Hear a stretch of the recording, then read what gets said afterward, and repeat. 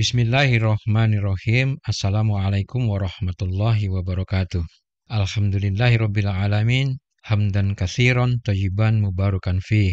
Asyhadu an la ilaha illallah wa asyhadu anna Muhammadan abduhu wa rasuluh. Allahumma shalli wa sallim wa barik ala nabiyyina Muhammad.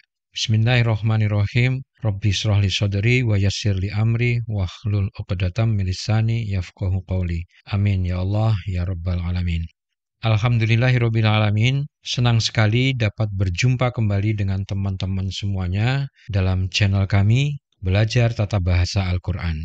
Pada channel ini insya Allah kita akan belajar bersama kaidah-kaidah tata bahasa Al-Quran mulai dari tingkat yang paling dasar hingga nanti insya Allah kita akan mempelajari dan memahami proses penterjemahan ayat-ayat Al-Quran sesuai dengan kaidah-kaidah tata bahasa. Pada video kali ini kita akan melanjutkan pembahasan bab yang baru, yaitu bab keempat yang membahas tentang kata ganti atau pronouns atau dalam bahasa Arabnya disebut dengan dhamir. Sebagai review atas progres dari video-video sebelumnya, alhamdulillah kita telah menyelesaikan video-video yang menguraikan materi-materi sebagai berikut. Yang pertama adalah materi paling dasar, yaitu jenis-jenis kata di dalam bahasa Arab atau di dalam Al-Quran. Kemudian yang kedua, atau pada bab yang kedua, telah dibahas tentang 4 karakter isim, di mana telah dibahas dengan detail masing-masing karakter atau properti, yaitu status, kemudian jumlah, kemudian gender isim, dan yang terakhir, yang keempat adalah identitas isim. Ini adalah materi yang sangat penting di mana pada saat kita menemukan sebuah isim, kita diharapkan dapat mengetahui 4 karakternya sekaligus. Statusnya dia sebagai apa? Apakah sebagai subjek, predikat, atau objek? Kemudian jumlahnya dia ada berapa? 1, tunggal, atau 2, atau ganda, atau jamak. Kemudian gendernya apa? Apakah dia masuk dalam golongan maskulin atau feminin? Dan yang terakhir, kita harus bisa menentukan identitasnya. Apakah isim tersebut sudah bisa dikenali atau belum dikenali atau bersifat umum. Kemudian pada bab ketiga, alhamdulillah telah kita bahas bersama tentang perubahan bentuk isim, yaitu perubahan bentuk normal menjadi bentuk yang ringan. Juga kita sudah membahas perubahan yang ditinjau dari segi fleksibilitasnya. Insya Allah secara detail sudah kita bahas pada video sebelumnya. Selanjutnya pada video kali ini kita akan menguraikan materi yang baru, yaitu tentang kata ganti atau dalam istilah bahasa Arab disebut dengan dhamir atau dalam bahasa Inggris disebut dengan pronouns. Kata ganti adalah materi yang sangat penting untuk dipahami dengan baik karena kata ganti atau dhamir sangat sering digunakan di dalam Al-Quran. Jadi sangat banyak digunakan di dalam Al-Quran. Misalnya kata dia maskulin atau dalam bahasa Arabnya disebut huwa disebutkan 480 kali di dalam Al-Quran. Selain itu, terdapat beberapa kaidah yang mengatur penggunaan kata ganti di dalam sebuah kalimat. Hal ini menjadi penyebab begitu pentingnya kenapa kita harus mempelajari materi tentang kata ganti atau dhamir ini. Kata ganti atau pronoun atau dhamir terbagi menjadi 2 jenis. Yang pertama adalah kata ganti yang berdiri sendiri atau independent. Dan yang kedua adalah kata ganti yang melekat pada kata yang lain atau disebut dengan attached pronoun atau kata ganti yang tidak independen. Dia tidak bisa berdiri sendiri. Masing-masing jenis kata ganti tersebut terdapat 14 kata ganti. 14 kata ganti tersebut dibedakan menurut gender dan jumlahnya. Ke-14 kata ganti ini harus dihafal dengan baik, sehingga akan memudahkan kita dalam memahami arti dari sebuah frase atau kalimat di dalam Al-Quran. Baik, langsung saja kita bahas satu persatu dari kedua jenis kata ganti tersebut. Yang pertama, kata ganti independen atau biasa disebut independent pronouns di dalam istilah bahasa Arab disebut dhamir munfasil. Saya ulangi, dhamir munfasil. Kata ganti independen atau dhamir munfasil adalah kata ganti yang dapat berdiri sendiri di dalam sebuah frase atau di dalam sebuah kalimat. Di dalam bahasa Indonesia, setidaknya terdapat 6 buah kata ganti, yaitu saya, kamu, kalian, dia, kami, dan mereka. Di dalam kaidah tata bahasa Indonesia, kata ganti tersebut tidak dibedakan atas jumlah dan gendernya. Misalnya, penggunaan kata ganti kamu untuk menyapa lawan bicara maskulin sama dengan kamu yang digunakan untuk menyapa lawan bicara feminin. Sedangkan dalam kaidah tata bahasa Arab, kata ganti dibedakan menurut gender dan juga jumlahnya. Pembedaan ini sangat lengkap, bahkan paling lengkap dibanding dengan bahasa manapun di dunia ini. Sebagaimana sudah kami sebutkan tadi, terdapat 14 kata ganti yang membedakan siapa subjek yang dimaksud, misalnya saya, kamu, dia, dan mereka, dan juga dibedakan atas jumlahnya, 1, 2, atau 3, atau jamak, dan juga dibedakan atas gendernya. Berikut adalah tabel 14 kata ganti independen. Yang pertama, pada kanan atas adalah kata ganti huwa, artinya dia maskulin tunggal. Dalam bahasa Inggris disebut juga dengan he. Kemudian yang kedua, di sebelah kirinya adalah huma, artinya mereka berdua maskulin. Dalam bahasa Inggris disebut they both maskulin. Kemudian whom, artinya mereka maskulin. Dalam bahasa Inggris disebut they maskulin. Kemudian hia atau dia feminin tunggal, atau dalam bahasa Inggris she. Selanjutnya huma, artinya mereka berdua feminin atau they both feminine. Huma sama dengan mereka berdua maskulin. Selanjutnya adalah hunna, artinya mereka feminin atau they feminine. Kemudian anta. Anta ini artinya adalah kamu maskulin tunggal atau you maskulin. Kemudian antuma artinya kalian berdua maskulin atau you both maskulin. Selanjutnya antum artinya kalian semua maskulin atau dalam bahasa Inggris disebut you all maskulin. Kemudian anti. Anti artinya kamu feminin.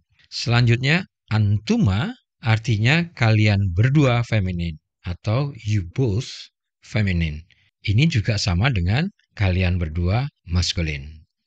Selanjutnya adalah antunna, artinya adalah kalian semua feminin atau dalam bahasa Inggris you all feminin. Kemudian ana artinya saya atau bahasa Inggrisnya I. Ini adalah digunakan untuk maskulin atau feminin. Selanjutnya, terakhir adalah nahnu, yang artinya kami atau kita, atau bahasa Inggrisnya we, disebut untuk menyebut diri kami maskulin maupun feminin. Semua kata ganti ini harus dipahami dan sangat disarankan untuk dihafalkan. Karena pada saat membaca Al-Quran, diharapkan kita bisa memahami dan membayangkan orang atau zat yang disebut oleh Allah Ta'ala di dalam Al-Quran. Berikut ini adalah salah satu gambaran bagaimana caranya Bapak Asif, seorang pengajar bahasa Arab dari Toronto Learning Quran di Kanada. Beliau bahkan membuat lagu untuk menghafalkan ke-14 dhamir ini. Mari kita simak videonya. Huwa huma hum, hiya huma hunna, huwa huma hum, hiya huma hunna, anta yantum ma yantum, anta yantum ma yantum, anti yantum ma yantunna, anti yantum ma yantunna, أنا نحن هو هما هم هي هما هن هو هما هم هي هما هن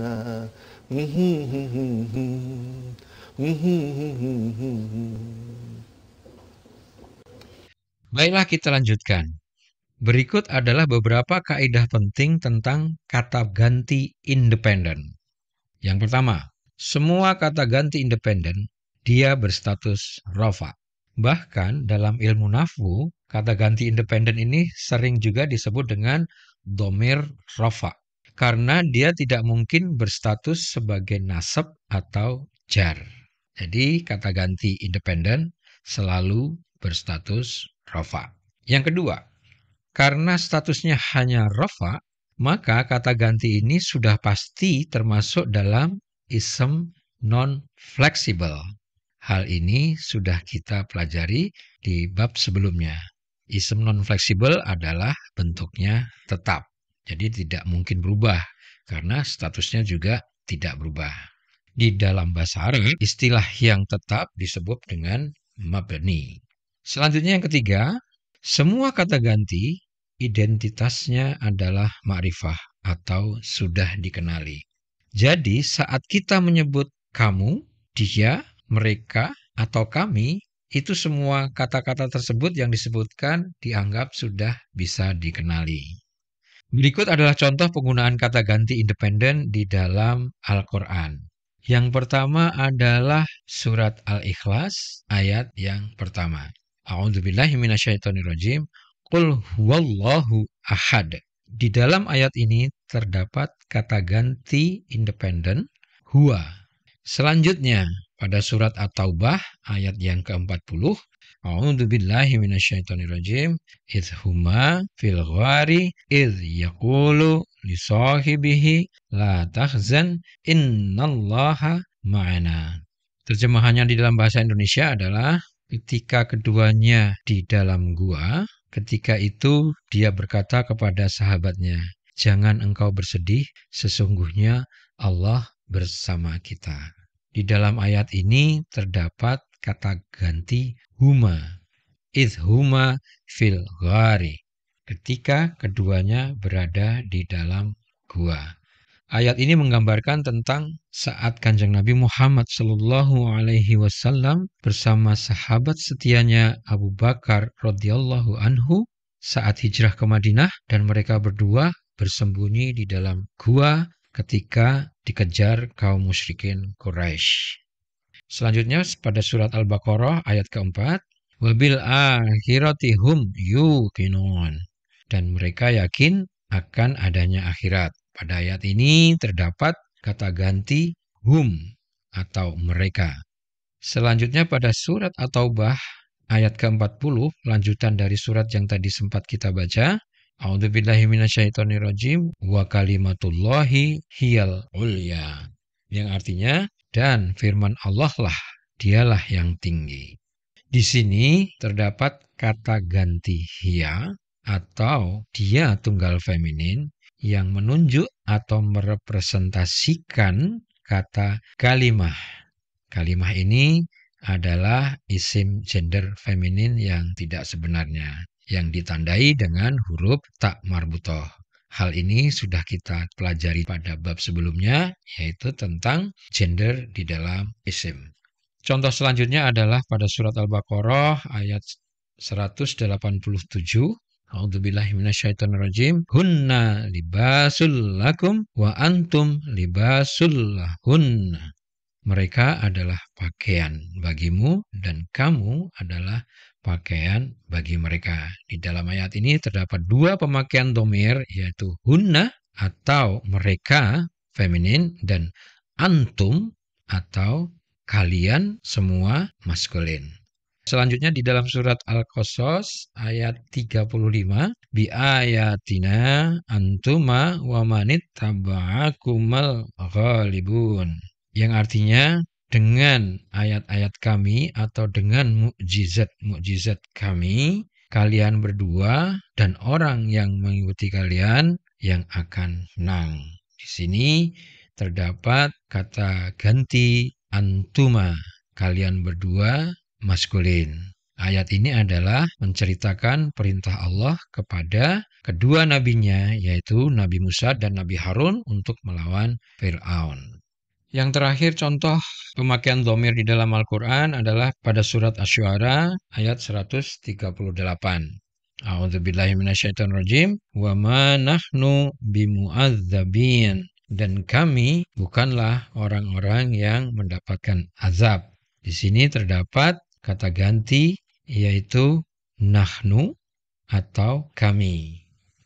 Baik, kita lanjutkan teman-teman pada pembahasan selanjutnya, yaitu jenis kata ganti yang kedua, yaitu kata ganti tidak independen atau dalam bahasa Inggris disebut juga dengan attached pronoun dan di dalam bahasa Arab disebut dengan dhamir muttasil. Saya ulangi, dhamir muttasil. Kata ganti ini pada dasarnya sama dengan kata ganti independen, yaitu terdapat 14 bentuk kata ganti. Yang membedakan dengan kata ganti independen adalah pada bentuknya dan pada posisinya. Di mana dhamir muttasil adalah kata ganti yang dilekatkan atau yang menempel pada kata yang lainnya. Kata yang lainnya ini bisa berupa isim, bisa berupa fi'il, dan bisa berupa harf. Berikut adalah tabel 14 kata ganti tidak independen. Yang pertama, yang berada pada kanan atas adalah who atau he. Artinya, dia maskulin tunggal. Terus kemudian, hima atau huma, yang artinya mereka berdua maskulin. Selanjutnya, him atau whom artinya mereka maskulin.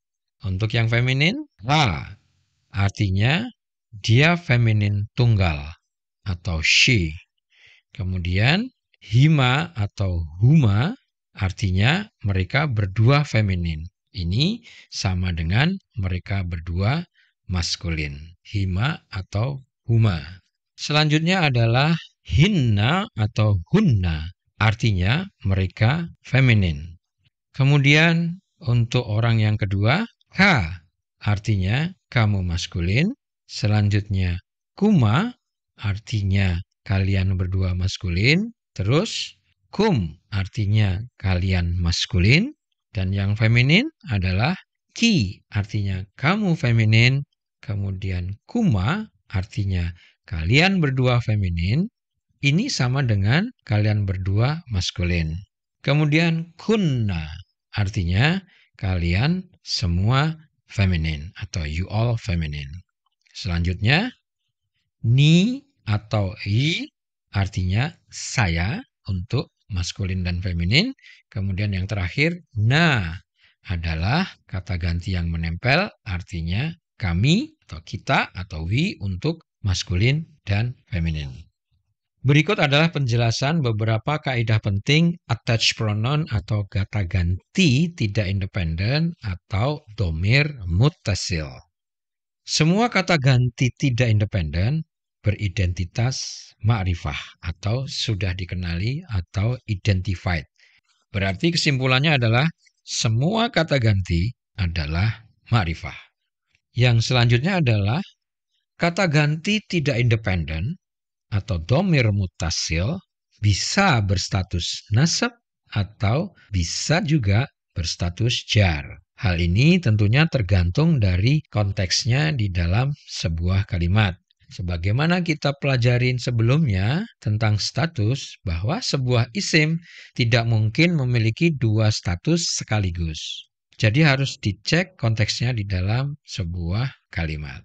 Tetapi yang jelas, dhamir muttasil atau kata ganti tidak independen tidak mungkin berstatus rafa. Selanjutnya kita bahas kata ganti tidak independen berstatus nasab jika yang pertama, kata ganti yang melekat pada harf nasab seperti inna dan saudara-saudaranya. Materi ini tentunya akan kita pelajari lebih lanjut dalam pembahasan harf.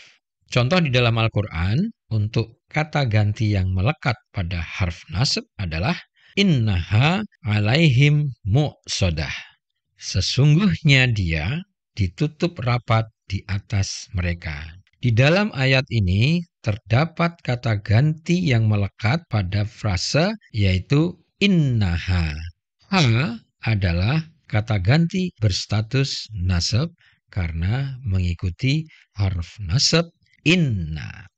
Selanjutnya, attached pronoun atau kata ganti tidak independen yang melekat pada fi'il statusnya adalah nasab. Hal ini tentunya akan dipelajari lebih lanjut dalam materi fi'il.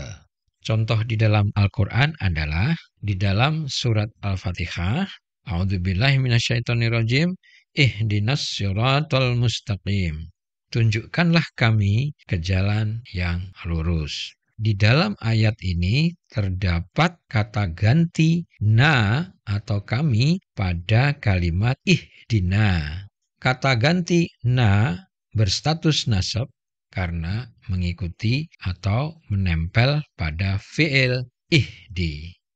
Bahasan selanjutnya adalah kata ganti tidak independen berstatus jar jika yang pertama, kata ganti tersebut melekat pada harf jar seperti bi, min, fi, an, ala, dan sejenisnya yang nanti insya Allah akan kita pelajari dalam materi harf jar. Contohnya adalah innaha alaihim muqsadah. Sama dengan ayat yang tadi, di sini terdapat pronouns pada frase alaihim. Kata ganti him menempel pada harf jar ala. Kata ganti ini tentunya berstatus jar. Kemudian kata ganti yang melekat pada isim dan membentuk frase idhofah. Frase idhofah juga akan kita pelajari nanti dalam materi frase idhofah. Contoh di dalam Al-Quran adalah pada surat Al-Baqarah ayat 285. A'udzubillahi minasyaitonirrajim. Kullun amana billahi wa malaikatihi wa kutubihi wa rusulihi. Artinya, semua beriman kepada Allah, kepada malaikat-malaikatnya, kitab-kitabnya, dan rasul-rasulnya. Kata ganti hi yang melekat pada frase idhofah wa malaikatihi wa kutubihi dan wa rusulihi berstatus jar karena berperan sebagai mudhof ilaihi pada frase idhofah. Berikut adalah contoh kata ganti tidak independen di dalam Al-Quran. Yang pertama adalah dalam surat Al-Fatir ayat ke-13. A'udzubillahi minasyaitonirrajim.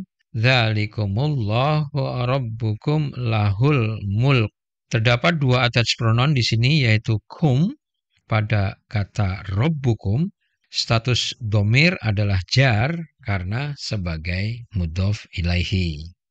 Kemudian hu pada kata lahu, status domirnya adalah jar karena mengikuti huruf jar la. Selanjutnya pada surat Toha ayat 121.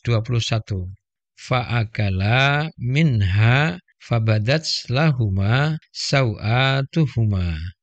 Yang artinya, lalu keduanya memakannya. Kemudian tampaklah oleh mereka berdua aurat mereka.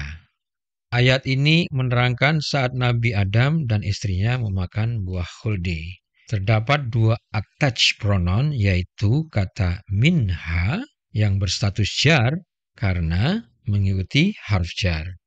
Yang kedua kata lahuma, huma berstatus jar karena mengikuti harf jar la.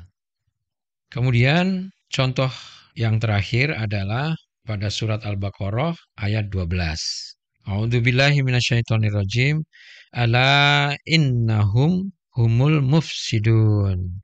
Ingatlah, sesungguhnya merekalah yang berbuat kerusakan. Attached pronoun pada ayat ini adalah pada frase innahum. Hum berstatus nasab karena mengikuti harf nasab inna. Ayat ini mengingatkan pada kejadian yang saat ini terjadi, teman-teman, yaitu tentang bangsa Israel yang membantai rakyat Palestina dengan alasan merekalah yang menjadi korban karena diserang oleh pasukan Hamas. Padahal jelas-jelas merekalah yang sejatinya membuat kerusakan. Semoga Allah Subhanahu wa Ta'ala senantiasa menolong dan memuliakan saudara-saudara kita di Palestina. Amin ya Rabbal 'Alamin. Demikianlah video ini kami akhiri. Alhamdulillah kita telah selesai membahas bersama kaidah-kaidah tentang kata ganti atau dhamir atau pronouns. Sebagai ringkasan dari materi ini adalah bahwa kata ganti terbagi menjadi dua jenis, yaitu kata ganti independen atau kata ganti yang berdiri sendiri. Yang kedua adalah kata ganti tidak independen, yaitu kata ganti yang tidak dapat berdiri sendiri atau yang senantiasa melekat pada isim, pada fiil, atau pada harf. Kata ganti independen selalu berstatus rafa. Dan kata ganti tidak independen dapat berstatus nasab atau jar tergantung konteksnya di dalam sebuah frase atau kalimat. Semoga video ini bermanfaat khususan buat kami dan juga buat kita semuanya. Amin ya Allah ya Rabbal 'Alamin. Semua materi dan dokumen yang kami sertakan dalam video ini silakan di-download dan silakan juga di-share untuk kepentingan amal jariah kita semuanya. Kami mohon maaf jika terdapat kekurangan atau kesalahan dalam kami mempersiapkan materi dan juga dalam kami menyampaikan materi. Mohon koreksinya teman-teman jika terdapat kesalahan supaya dapat menjadi koreksi dan supaya channel ini menjadi semakin lebih baik dalam menyampaikan kaidah-kaidah tata bahasa Al-Quran. Kami tutup, subhanakallahumma wa bihamdika, asyhadu an la ilaha illa anta, astaghfiruka wa atubu ilaik. Wassalamualaikum warahmatullahi wabarakatuh.